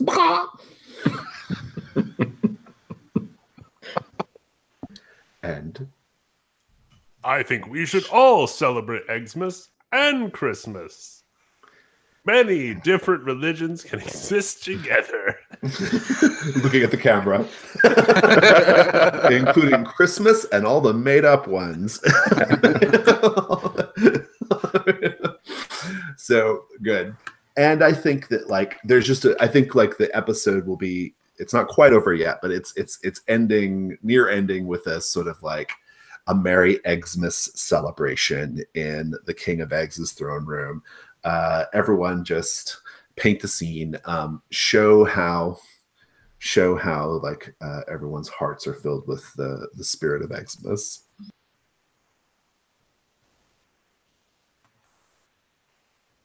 I think what you see since El Gato Loco last time you saw him was dismantling that tree. You see him now like helping to put this tree back together and is like reversing what he had just done to kind of like climb up that tree, but he's actually hanging the ornaments back up on the tree, putting the hen angel back on top, right? Yes. Yeah. Good. I think Whizbit and Whizbit showed up. Whizbit and Christmas Future are actually seated next to each other at the table where all of the egg-themed food, because it's all egg-themed, is being served, including the Ovoid cereal, because product placement. Rovoid, And but yes. Christmas Future is sharing food and, you know, talking to Whizbit about the importance of sharing and how just because you find something on the ground doesn't mean it's yours. Good. Nice. What about you? Yeah, I think Starlight's like helping like pass around food and like pour people drinks, you know, and then she runs over and picks out a certain egg. It's the largest egg that's on the tree, and she runs it over and she sets it down in the middle of the table and tells everybody to touch it. So like one by one, you see these hands reach out and place it on the egg, one by one until it gets all the way around. Everybody's touched it except for Christmas Future. And then when Christmas Future touches it, it glows and Christmas Future grows back into his normal size. Oh, nice. Good. It's the magic of friendship. I love it. That's great. So nice. I want to check in with the kids too. Or the audience members. How are the audience members reacting or feeling, or what are they doing? What do we see them doing?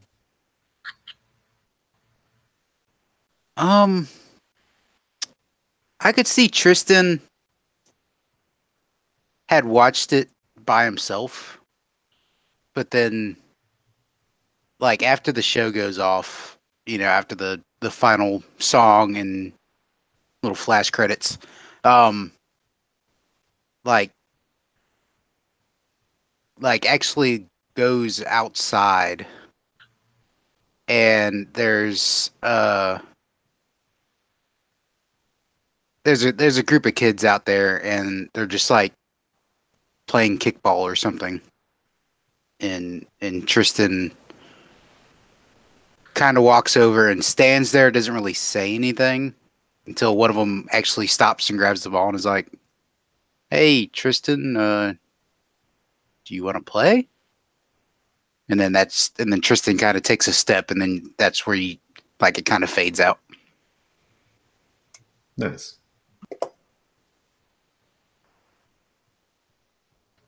I think Owen has finished watching the show. He's been watching the show by himself. His brother and friends are off somewhere playing, so he's there. The family has a Christmas tree up, but life is so busy that nobody has had time to decorate the tree. And he's seen, El Gato Loco at the end of the show going and decorating the tree. So I think what you do is you see Owen at the end kind of turning around and is now taking it upon himself to decorate the undecorated tree in his family's house. Nice. For Jolene, we actually we see Jolene watching her taped show, right? And we sort of pan back the camera to the mom who's standing in the kitchen talking to Jolene's aunt, and the mom's saying, she just strapped rockets to her shoes, and I don't think we should be encouraging this. So the chemistry set that you got her for Christmas, I think we should come up with a different idea, and you can just get it returned to the store. And then on the other end, the aunt is like, no, I think she needs to have the chemistry set, and is wrapping it up and isn't going to return it to the store. So Jolene's going to get her chemistry set for Christmas. Nice. A moment of Yuletide cheer and happiness with the King of Eggs throne room. All these little happy scenes and all this stuff is going on. But Merry Xmas is a multi-part special. And this is just one episode. At the very end, there's a rumble, and the Crackshell Mountain Crackshell playset feature is invoked, and we see the roof of the egg dome shatter and fly apart, and there is a giant flying pirate ship descending down into the egg, and we see a couple of they look like anchors, but as these two anchors are dropping down, they robotically reform into hands, and they grab the Xmas tree with the 12 sacred eggs of the Wevosian people and lift the tree up. And the King of Eggs looks up and says, "The sacred eggs, the 12 sacred eggs." Blah! And this mysterious new villain takes the Xmas tree up into their ship. You never see who it is. And the ship just ascends back up into the sky. That's when the credits roll. And to be continued. Dun, dun, dun. All right, let's go to our end of session. All right, let's see here.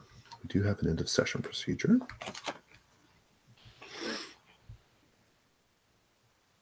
Maybe. Let's see. Okay. Where am I at? Oh, yeah, here we go. At the end of this episode, work together to deliver a message to your audience based on the lessons learned from this adventure. Then consider these questions. What do we think the lesson was? I think there's several lessons probably learned, but I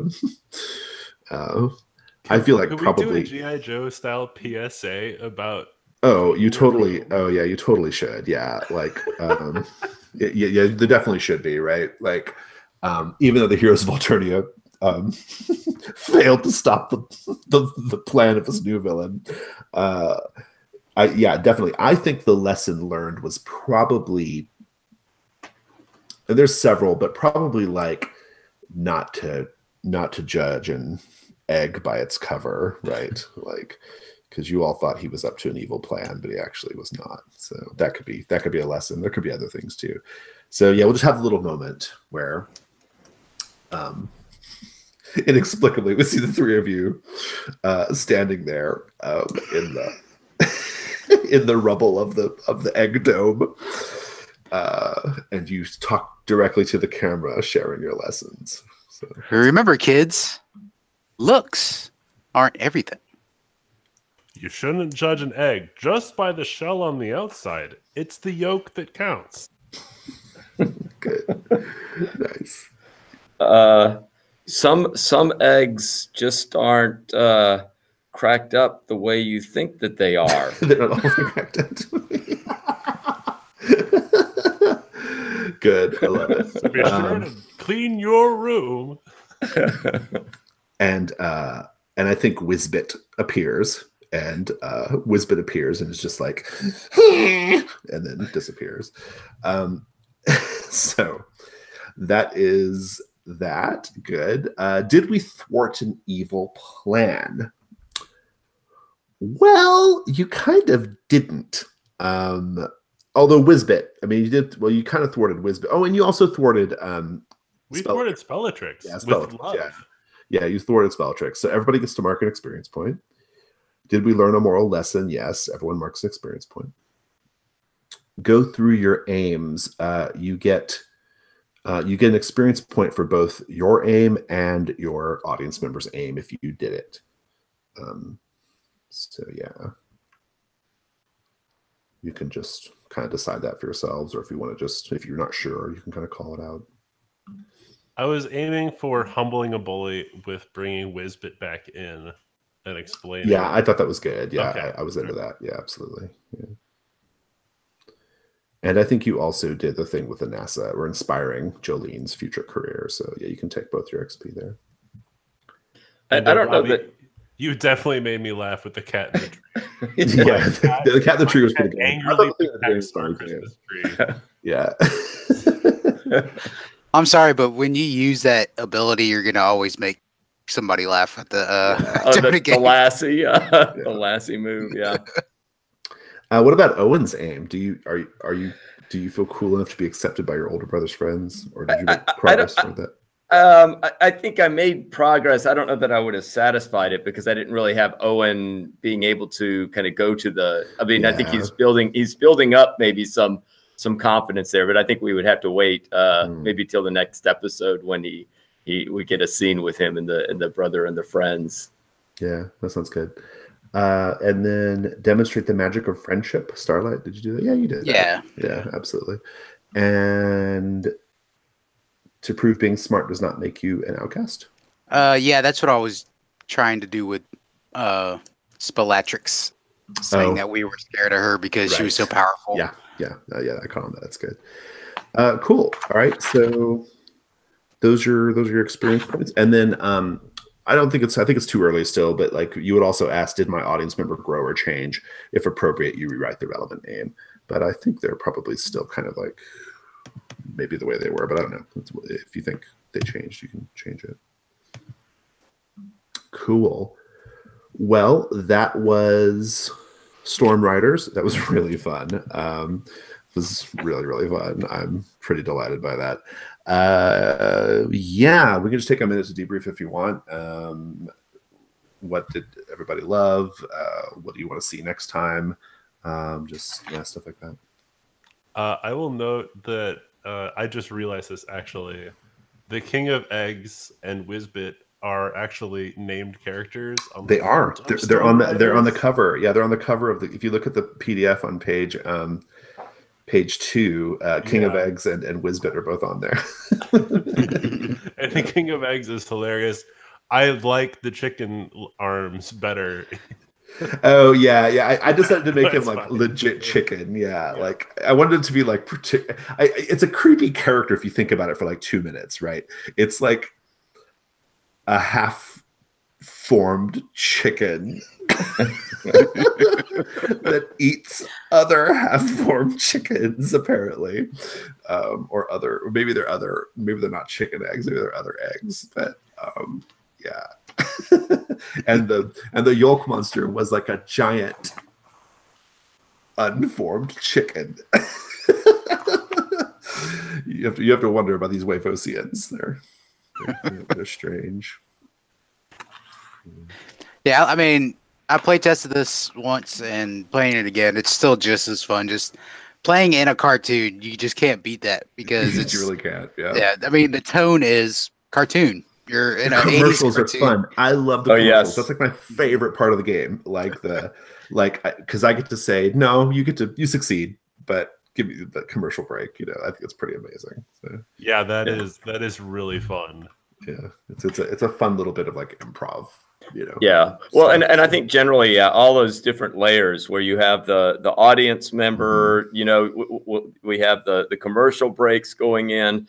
And then at some point, we also possibly have that broadcast board that may enter into things as well. So I like those kind of different layerings that are kind of going on with the game. Yeah, it's so fun. Like from reading the rules, I knew I was gonna like that. Like I read it and I was like, oh, this is gonna be really cool. Like this is gonna be really fun. And indeed, that's why I published it, right? But like I knew I was gonna really like it. But like actually playing it and seeing how it goes was like really, really a treat. So enjoyable. Right. And the thing that always sticks to me about it is besides like the GM moves, which I think are absolutely brilliant with the commercial. The 3 GM moves are really good. Yeah, and the rewrite and the breaking of a toy, I think are amazing. Are these audience scenes, because you're in a cartoon, you're playing these wacky characters doing wacky things, and then that you always have that refresh scene where it's like, okay, now I gotta tie a human character in with like a moral or an emotion, and it's always like just draws you back. Yeah, it's a nice back and forth, isn't it? Like it's it's really, really something. Yeah, I like it. I enjoyed. I recently played Pasión de Pasiones, and that we sort of had the audience just in the chat. Oh, okay, cool. Running, and I enjoyed actually bringing that to the fore in the narrative that we were playing. Because that can be, it's a blast to do it that way as well. But because it has mechanical weight in this, even more so than Pasión de Pasiones, in those refresh scenes, to bring that into the narrative that we're playing and have it inform the scenes later is really cool. It was really fun. Like kind of like what Pat was saying, like the sort of like juxtaposition of those two things was like really, really enjoyable, right? Like just the sort of like madcap zany, anything goes cartoon combined with it. Like suddenly it's like, oh, this kid is like, a loner, and they like that Starlight is a loner, right? Like it was just, it was very like, oh.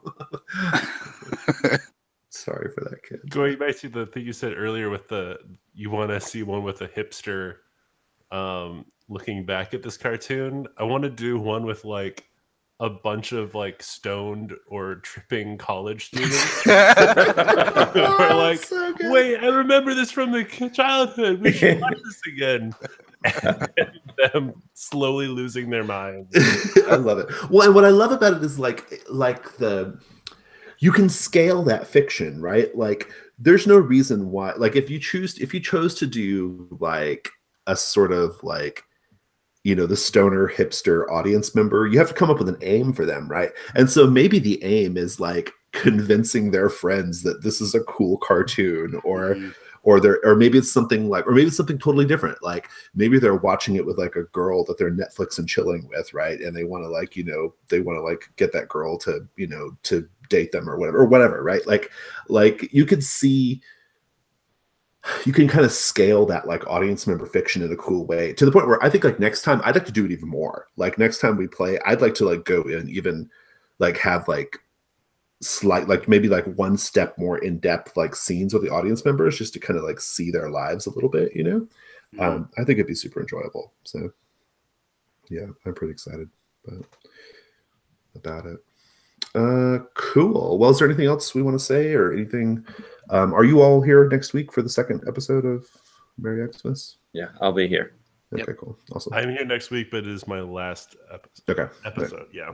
Well, you can save Christmas and then be satisfied that you saved Christmas. And then he'll shoot off back to the stars again, right? Exactly. We'll have a big dramatic exit for Christmas Future. Christmas Future is going to be the star next week automatically. Yeah, exactly. Yeah, exactly. Cool. Awesome. Well, this was super fun. Thank you all so much. And I look forward to playing with you next week. Oh, yeah. Great. Thanks. Same.